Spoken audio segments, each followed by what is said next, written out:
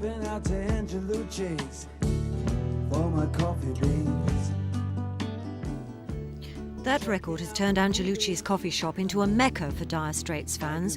They come from all over the world. I like talking to them, it's very interesting. Do they buy coffee while they're here? Some of them do, and some of them take our logos with them and have little packets with a few beans in it just to be, you know. Walking in the Wild West End. Sometimes wilder than others.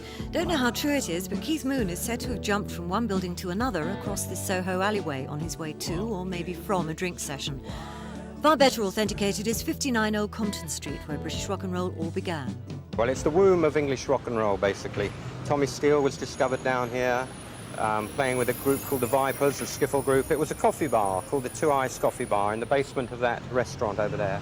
You only have to walk a few hundred yards in any direction and you're surrounded by rock history. The Marquis' old home in Wardour Street survived every fashion in music, even if the building didn't. I don't know, she wouldn't say. Number 10 Downing Street put itself on the pop map in the yesterday of Harold Wilson. Marylebone was bad and good for the Beatles. John Lennon landed in court there on a drugs charge. Years later, though, Ringo Starr got married a few hundred yards down the road. St John's Wood was the McCartneys' first marital home and became almost as famous as another road just around the corner. Oh, I believe in yesterday. Peter's tracked down some less well-known venues too. Simon and Garfunkel played their first concert at Brixton Prison before they were famous. What else can I tell you? Quite a lot.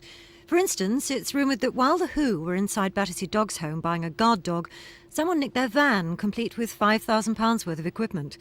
They also appeared at Ronnie Scott's, the premier jazz venue that welcomed premier rockers. The Who played Tommy for the first time here in front of press.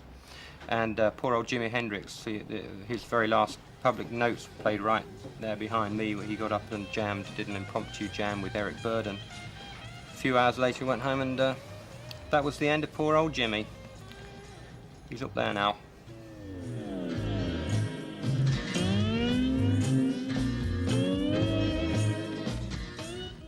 Whatever branch of rock, whatever vintage, if it's happened in Britain, it's in the Gazetteer. Tricia Ingrams, Thames News.